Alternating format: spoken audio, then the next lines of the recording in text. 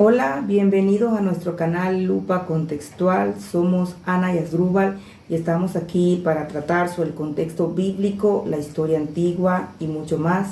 Y hoy vamos a tocar un tema sobre el ayuno y la oración, aclarar este contexto, cómo es, son rituales, son sacramentos, qué tanto a veces los creyentes en las distintas denominaciones pueden sentir culpa por no orar lo suficiente, o por no tener fe en la oración, o porque hacen ayunos quizás porque, bueno, quiero comprar un carro, quiero comprar una casa. ¿Realmente es correcto hacer un ayuno por eso?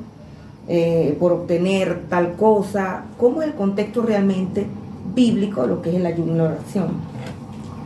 Bueno, saludos. Recuerden que todos los temas que aquí estamos tratando con la intención de poder aclarar muchas dudas, muchas interrogantes que así como nosotros en algún momento, algunas de las personas que pueden estar viendo este video en cualquier parte del mundo puedan haberla tenido también alguna vez o que hoy día la tengan.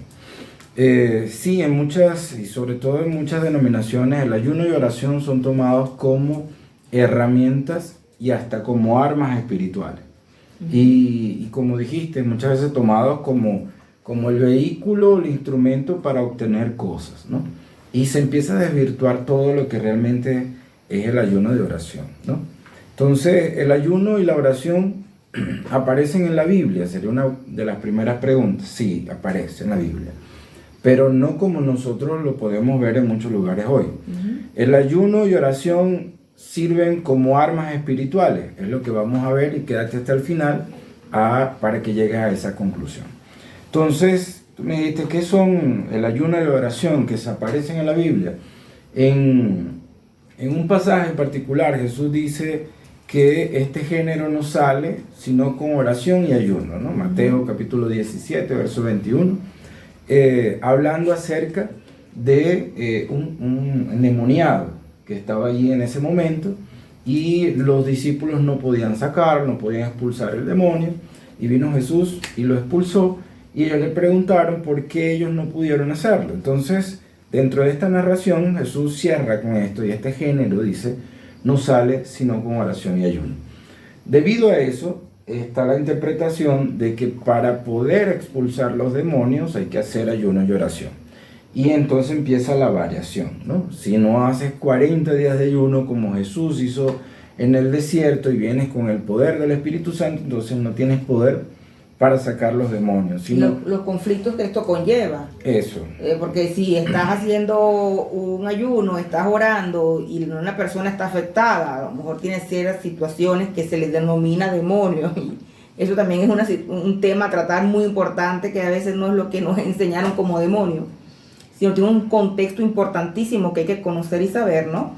Entonces, en este caso, si la persona no echó fuera el demonio, entonces la persona no tiene autoridad. Sí, y cuando hablamos del ayuno de oración, ¿no? en distintas denominaciones, en distintos cultos, se trata como armas, como algo que la gente puede utilizar para conquistar. Tú dijiste, yo quiero comprar una casa, entonces yo para comprar la casa tengo que hacer tantos días de ayuno de oración. Mira, yo estoy enfermo, estoy pasando por algo, entonces vamos a hacer tantas jornadas de ayuno de oración para ir en contra de una enfermedad, de una situación incómoda, una situación de malestar. Entonces se tomó el hecho de que el ayuno y oración eran las herramientas espirituales. Entonces el mundo espiritual, como es un poco desconocido para las personas, incluso el mismo apóstol Pablo lidiaba con eso, dijo al que algunos, afectando la imaginación, hablando acerca de lo que no conocen, ¿no? Comienzan a crear cosas, y es lo que sucede en muchas religiones. Entonces, dentro de las cosas creadas existe un mundo espiritual, un mundo demoníaco creado de tal manera donde uno tiene una batalla constante, y muchos lo usan como guerra espiritual. Digo guerra espiritual entre comillas, ¿por qué? Porque no hay tal guerra espiritual, ¿no? Y voy a marcar, aunque no es del tema que estamos hablando hoy, pero voy a marcar el hecho de que para que exista una guerra deben haber dos áreas en conflicto. Y si una de esas áreas es vencedor de vencedores, es señor de señores, y está por encima de todo principado y potestad, quiere decir que lo demás sencillamente no existe, fue acabado, fue clavado en la cruz. Entonces, en esa teoría, esa teología de guerra espiritual, el contrincante está vencido y por lo tanto, ¿por qué hay que hacer guerra? Quitando este paréntesis... Va tomado de la mano entonces, realmente. Es el mismo tema, pero hoy vamos a tomar por qué el ayuno y la oración son armas espirituales. ¿Son o no son? Según algunas personas, pero lo que queremos aclarar y voy a hacer una respuesta categórica. No lo son. Ahora explicamos por qué. ¿No? Entonces, ¿existe en el texto bíblico el ayuno o la oración? Sí. ¿Jesús ayunó? Sí. ¿Oraba Jesús? Sí. ¿Ayunaban los discípulos? Sí. ¿Oraban los discípulos? Sí. ¿Se nos dejó la instrucción para ayunar y orar? Sí. ¿Ok? Pero no son armas espirituales. ¿Ok? Entonces, lo que no son armas espirituales. Entonces, ¿qué es el ayuno? ¿Qué es el ayuno y qué es la oración? Y hoy, hablando de esos ayunos, hay denominaciones que ayunan, pero otras denominaciones que consideran que no es necesario el ayuno. Eso también hay como que aclararlo, ¿no? Ahí es donde vamos. Entonces, si no son armas espirituales, ¿qué son? ¿Para qué sirven? Y eso es lo importante poner el contexto. Por ejemplo, el ayuno, Jesús le decía a los discípulos en el Getsemaní, a orar y ayunar para que no entréis en tentación. Entonces, el ayuno es vamos a decir, un recurso donde se trata el cuerpo o se da vamos a decirle, se deja el cuerpo en un estado de sensibilización, de tal manera de que cuando la gente hace un ayuno, no es solamente que no voy a desayunar, sino es que yo voy a dedicar mi corazón, mi pensamiento, mis fuerzas a meditar, a pensar, a buscar una respuesta divina. Tomado de la mano que no vas a comer. O no tiene que tomado ver de la mano incluso el término ayunar es eso, o sea, no desayunar. No desayunar, no ingerir ese alimento, porque el ayuno, como en algunas otras partes, o sea, que aparece en la escritura, no era solamente dejar de comer en la primera comida de la mañana, sino que era continuo.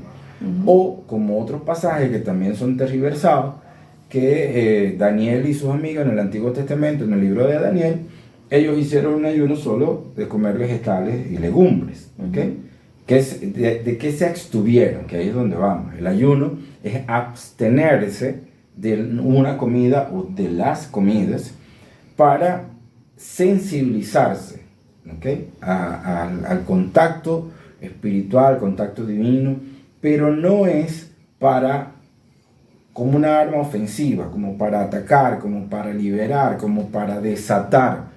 El ayuno no desata. Vamos a ver por qué digo esto. Se ha interpretado el libro de Daniel, por lo menos el capítulo 9 en adelante, que dice ese pasaje que el ángel le responde a Daniel, dice, desde el primer día que dispusiste para orar, me fue dada la orden, ¿no? Y entonces quiere decir que del momento que Daniel comenzó a ayunar, en el cielo se dio una orden para que viniera un ángel a darle un mensaje y se le interpuso el príncipe de Persia. Entonces, es tomado todo esto, ¿no?, como una alegoría, y se dice que cuando un creyente, o tú, una mujer, un hombre, comienza a ayunar, se desata una guerra en el mundo espiritual donde los demonios se oponen a los ángeles. Entonces, por causa de una alegoría, se tomó algo textual. Se toma hoy textualmente. Entonces, y era una alegoría, no era para tomarlo textual. No, y la pregunta es, entonces, ¿por qué la Biblia dice eso? ¿Por qué la Biblia está escrito? Eso es la gran pregunta, y este canal Lupa Contextual tiene como propósito responderlas. Cuando en el libro de Daniel habla acerca del príncipe de Persia, recordemos dónde estaba Daniel. Estaba con los babilonios. Entonces, el mensaje que venía para Daniel, en esta visión de Daniel, es una visión, no es literal que se le aparece el ángel, la visión de Daniel, este principado de quien está hablando es un príncipe terrenal, no es un príncipe espiritual. O sea, era un enemigo de la época. Que existía, al igual que la interpretación del libro de Isaías, por ejemplo, o el libro de Ezequiel 28, donde se habla del querubín protector y se habla acerca del príncipe de Tiro. Entonces dice, bueno, está hablando de Satanás, porque Tiro no estaba en el Edén. Sin embargo, uno, si no interpreta correctamente, va a parecer de que sí, Tiro era Satanás. Y se tergiversa. Entonces el ayuno no es una espada o una herramienta ofensiva para atacar a los espíritus inmundos, ni a los potestades, ni a los principados. Para lograr cosas tampoco. Mucho menos para lograr cosas. Porque también se cree que el ayuno es para torcer la voluntad de Dios, para torcer el brazo de Dios. Por ejemplo, cuando hay algún enfermo, alguien enfermo terminal, y vamos a orar y ayunar para que Dios doblegue su voluntad. No sé si les es familiar eso, pero ha sucedido. Donde los creyentes se reúnen a ayunar para que Dios no haga lo que ya Dios determinó hacer, ¿no? Incluso llega hasta la soberbia de decir, mandamos que Dios retroceda su orden. Y eso es peligroso porque lo que puede ser una herramienta espiritual se transforma en una herramienta de soberbia. Y en un conflicto terrible para mucha gente, porque el que ayunó, el que oró, el que hizo cosas para que algo no sucediese y sucedió. O sea, es un choque grande porque uno no tuvo la suficiente fe y entra la condenación entonces en las personas, o una persona puede quedar devastada, ¿no? Uno por el dolor que sufre, que padece, y dos por su misma fe. O sea, es complicado, ¿no? Realmente eso. Porque se le adjudica poderes a una cosa que inclusive el atrevimiento de pensar de que eso va a doblar la mano de Dios. Por ejemplo, se puede ayunar para tomar una guía para una decisión, correcto, pero el ayuno lo que nos hace sensibles a lo que el propósito de esa oración o de ese ayuno está teniendo. Por ejemplo, en el Nuevo Testamento, para no hablar del Antiguo Testamento, dice que en el capítulo 13 de Hechos, Lucas narra que los que estaban en Antioquía estaban orando y ayunando para saber qué iban a hacer. Entonces, ese ayuno, ellos están orando y ayunando para pedir dirección a Dios. Entonces vemos que el enfoque bíblico de cuando se habla de ayuno, se habla acerca para pedir dirección, para pedir guía, para tener comunión con Dios y para el tracto duro del cuerpo para poder ser sensible a Dios. En ninguna parte dice que es un arma. Pero en el caso de Esther, cuando el pueblo pues fue condenado a esa matanza y todo lo demás, que bueno, hay que ayunar, a convocar a oración, al ayuno y todo esto, y fueron liberados igual y ganaron esa batalla. Se ve como una guerra, como un arma, como pero algo incluso que se compara con eso. Es muy bueno lo que acabas de decir, que ahí donde también tenemos que poner en contexto cómo es la visión de ayuno en el Antiguo Testamento y la visión del ayuno en el Nuevo Testamento. Son dos cosas diferentes, porque incluso en el ayuno del Nuevo Testamento vemos gentiles ayunando.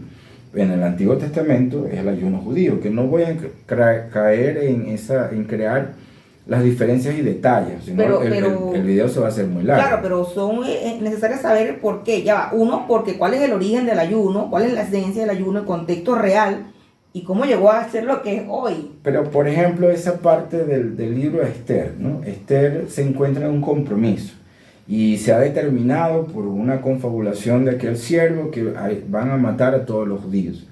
Entonces Esther habla con su tío Mardoqueo y les pide a Mardoqueo que él y otros y sus muchachas también van a ayunar, ¿no? Y se convoca este ayuno prácticamente nacional, que era una nación dentro de otra nación, ¿no? Por ser judíos estaban siendo perseguidos. Pero Esther, que ahora podía ser la futura reina, dice que ayunen para cuando ella entre a la cámara del rey, pueda tener gracia delante del rey y tenga la palabra correcta para hablar con él. Porque no estaba permitido. Entonces, ahí es donde caemos a la definición, y incluso el texto es importante, porque aun cuando son culturas diferentes, tiempos diferentes, de lo que estamos hablando, cae en el asunto, porque no es para hacer una guerra espiritual, era sencillamente para todos unirse, ¿ok?, en un mismo propósito y pedirle a Dios que en el momento que ella fuera a hablar, tuviera la oportunidad de hablar. Claro, no era en aquel tiempo una guerra, era algo real que estaba sucediendo, solo que de allí se toma como una referencia para que hoy sea, porque estamos en un mundo espiritual y todo eso, por eso se toma, ¿no? Es por eso que estamos haciendo este video, porque se tomar una cosa que en este contexto es, o sea, sacar de la exégesis, de la interpretación correcta del texto para aplicar a una teología es sencillamente lo incorrecto. Lo mismo de la oración. Entonces, hablamos del ayuno, porque fíjense, el ayuno ¿qué es? ¿No? Dejar de desayunar. El ayuno es abstenerse de comer. ¿Cómo abstenerse de comer va a generar una reacción espiritual de combate, de pelea, de lucha? No tiene ninguna lógica y ni siquiera tiene fundamento en lo que está escrito. Las partes donde aparecen el ayuno como esta interacción de Esther con su tío Mardoqueo y con todo lo que estaba sucediendo, no era el ayuno contra los demonios o contra el ataque del pueblo, contra el pueblo de Dios, como también se toma eso. Era sencillamente, era concentrarnos en pedir por algo. Y ahí es donde entra la oración también. Entonces la oración existe como la herramienta, el instrumento para el creyente estimularse a la fe. Fíjense. O sea, hablar con la divinidad. O sea, para estimular su espiritualidad, su conexión con la divinidad. Sí. ¿Por qué? Por ejemplo, voy a tomar un pasaje del apóstol Pablo. La fe viene por el oír la palabra de Dios. Cuando nosotros oramos, incluso Jesús, enseñándole a los apóstoles, decía, cuando ustedes oren, van a orar así: Padre nuestro que estás en los cielos, y le da el formato de la oración del Padre nuestro, ¿no? Es una oración novedosa para estos galileos. Ellos no habían orado así. Ellos le dicen a Jesús: enséñanos a orar, porque ¿cuál era la oración que ellos hacían? Hay distintas oraciones que hacían los judíos, una en la mañana, una en la tarde. Eran oraciones repetitivas, ¿no? Pero uno dice, entonces Padre Nuestro... Como rezos, entonces. Sí, pero entonces uno dice, Padre Nuestro también tiene una estructura. Claro, se hace como rezo hoy, por lo menos el catolicismo, perfectamente. Pero realmente... ¿Y con fe? El propósito de la oración era mostrar para los discípulos que ellos podían tener una relación con Dios, que sus palabras podían abarcar esto, y no era como fórmula, sino como la manera como ellos se podían expresar. ¿Por qué les dice Padre Nuestro? Les dice porque Dios no solamente era tomado ya como Dios lejano, como un Señor, como el Adonai de los judíos, sino que ahora era como un Abba, que era un Padre, que era una relación mucho más cercana. Es como una relación que tengas con una persona que conoces, señor fulano, señor Asdrúbal, ¿okay? Pero cuando ya tienes una relación más cercana, ya es Asdrúbal, ya es España, ya es otra cosa, ¿no? Y es lo mismo que él quería acercar. Entonces la oración nos acerca a la divinidad, nos acerca al motivo de la fe. Y entonces la pregunta es, ¿la oración entonces es un arma contra las cosas espirituales o es lo que me alimenta a mí mi fe? Entonces cuando nosotros oramos, hablamos, rezamos, y estamos dirigiendo eso en nuestro corazón a nuestra divinidad, a nuestro Dios, nosotros lo que hacemos es estimularnos a nosotros mismos esa fe. Por lo menos decir, Señor, y usted lee el libro de los Salmos, por ejemplo, son declaraciones de una certeza, de una convicción, de una confianza que tenemos nosotros en Dios. A veces uno dice... Expresiones también de conflictos y angustias, emociones, ¿no? Que se vivían. Y a veces uno dice, por lo menos así, cualquier cosa, es, Dios mío, ayúdame, no aguanto, no puedo, y usted piensa que no está orando, o piensa que no está haciendo una oración, pero el solo intercambio de ese direccionamiento de esas palabras a Dios, ya eso significa una oración. Yo voy a citar también un pasaje del Antiguo Testamento, que es muy corto. Yo digo un pasaje de tantos que aparecen en la Biblia bien incomprensible, que es la oración de Jabes, ¿no? Si me dieras bendición, dijo Jabes, solamente. Y eso entra en esa historia allí en el Antiguo Testamento, en el libro de los Jueces, dice, si me dieras bendición. Y Dios dice y que Dios le bendijo, ¿no? Y bendijo su casa y le prosperó. Y su oración fue solo eso. Entonces muchas veces nosotros nos preocupamos por hacer una hora de oración. Incluso dentro de este tipo de religiones existe la pregunta, ¿cuánto tiempo tú oras? ¿Cuánto tiempo? ¿Cuánto horas? Y las condenaciones que se les hace porque tú no oras y yo sí oro y tú no oras, y eso se convierte en una mezcla de condenación y de carga tan grande que la oración llega a ser una carga y llegas a vivir condenado constantemente, porque es que no, nunca terminas de alcanzar, entre comillas, la expectativa de otro, porque ya es una cuestión de 1 hora, de 2 horas, de 3 horas, y se pierde la esencia realmente de lo que es la oración. Y se cree que la mucha oración es lo que va a provocar los cambios en lo espiritual. No, y cuando se cae, eso también tiene que ver mucho con el narcisismo también, o sea, condeno algo que ni siquiera yo estoy haciendo. ¿Sabes? Y se enseña mal, incluso vienen las comparaciones y las competencias porque se enseña mal. ¿Y qué es lo que se está enseñando mal? Que si tú ayunas, obtienes tal cosa, que si tú oras, obtienes lo otro. Si tú oras mucho, entonces tú vas a obtener. Pero si oraste mucho, que tú lo decías al principio, oraste mucho, pero no viste las cosas, es porque tú no tienes fe. Y entra un ciclo de condenación constante. Lo importante en este video que queremos compartir con todos ustedes es que no son armas, no son para luchar con los demonios la oración. La oración no es para reprender espíritus inmundos, ni el ayuno es para tener poder para sacarlos.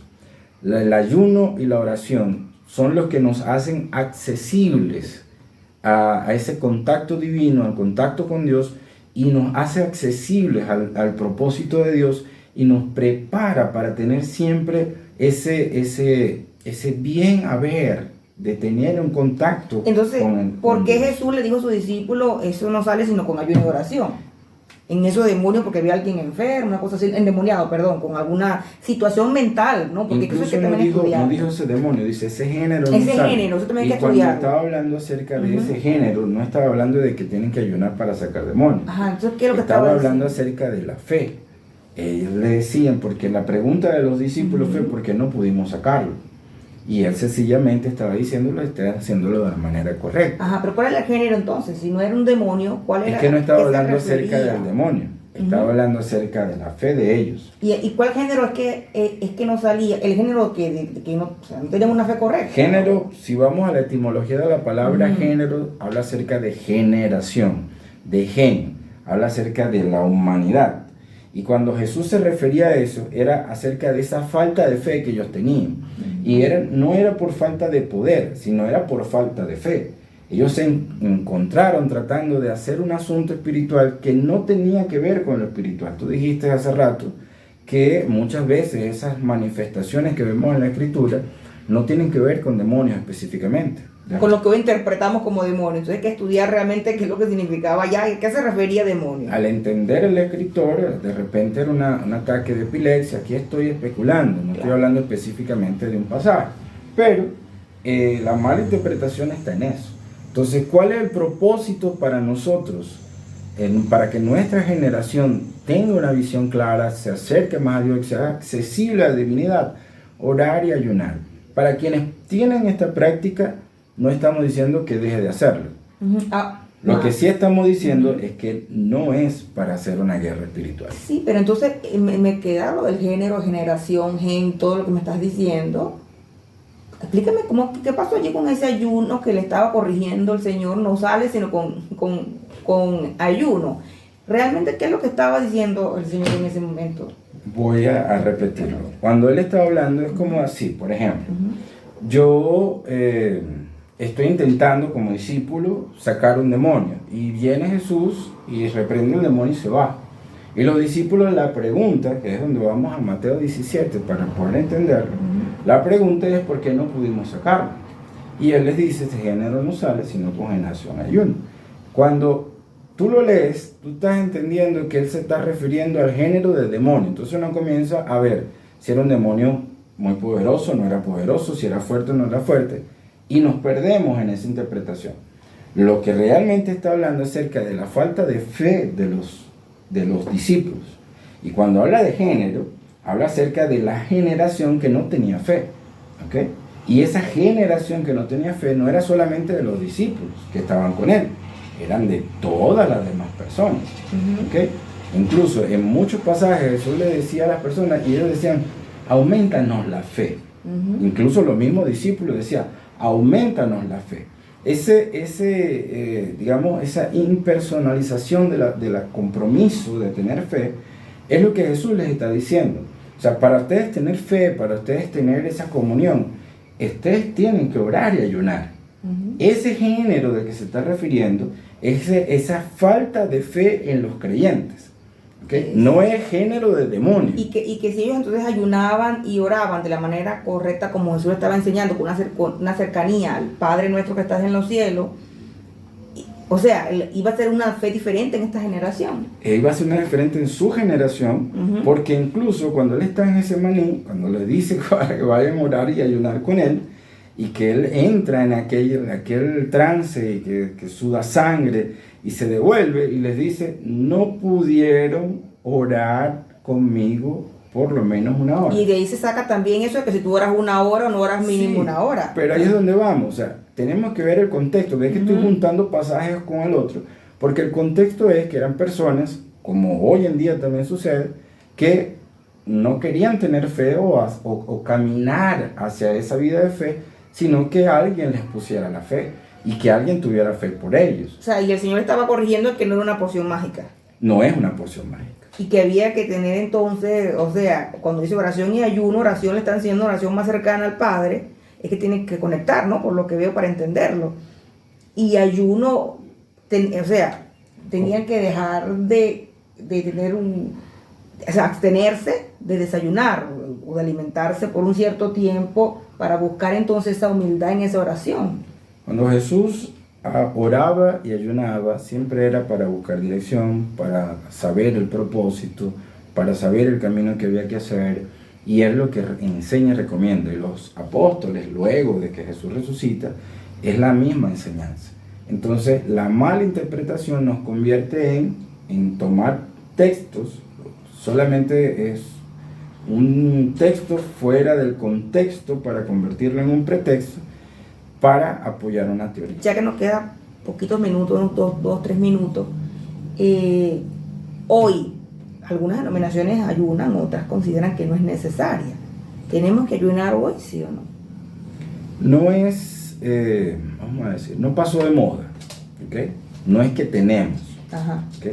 El ayuno nos ayuda a tener una comunión con Dios más genuina, más profunda, pero tampoco es lo único que nos hace tener comunión con Dios. Si hay una religión o una corriente que decide y dice, no, nosotros no ayunamos porque el ayuno ya no estamos de luto, ¿no? Es otro pasaje de la Biblia, y no ayunan, eso tampoco los aleja de Dios. ¿Okay? Pero entonces si los que no ayunan, si van a tener una relación más... Si no, porque no, por ejemplo hay gente que ayuna. Me pareciera que lo usaban como una referencia. Sí, pero hay gente que ayuna, ¿okay? Y que necesita una dirección y la encuentra. Pero hay gente que ora sin ayunar y encuentra la dirección. Exacto. Que los hace menos que los otros de ninguna manera. Entonces, por eso la enseñanza que estamos tratando de dar es que no es una fórmula mágica y no es una cosa que va junto la mano con la otra. Sí, parece que tiene que ver, hago esta dedicación de abstenerme, pero a la vez de humillación a Dios. No sé si se toma también porque cuando ayunas te purificas tu cuerpo y eso también se une o se hace referencia con la purificación del espíritu. O sea, no sé si me entiende. O sea, porque... Es que la interpretación que exista en una u otra religión es independiente. Y una de las cosas que queremos reforzar aquí, nuestro propósito no es ir en contra de ninguna religión, ninguna práctica. Estamos devendando, contextualizando, para que ustedes y cada uno de ustedes y cada uno de nosotros podamos profundizar y decir, oye, me parece que es correcto, sí. Entonces, por eso siempre decimos, tampoco nuestra idea es imponer, decir, señores, no ayunen más, porque eso no es una guerra espiritual. Si ustedes lo quieren hacer, pueden hacerlo, pero aquí estamos demostrando lo que es el origen de lo que es el ayuno. Bueno, sí, muy importante que ustedes hagan sus preguntas, comenten acerca de este tema o de otro específico, para continuar estos estudios y buscando el contexto realmente de eso. Y qué bien es tomar de que el hecho de que si ayunas o no ayunas no te hace ni más cercano ni más lejano a Dios, porque hay unas que lo hacen, otras personas que no, pero ni más ni menos, ¿no? Como que dice. Correcto. Entonces te agradecemos por tu atención, comparte, suscríbete.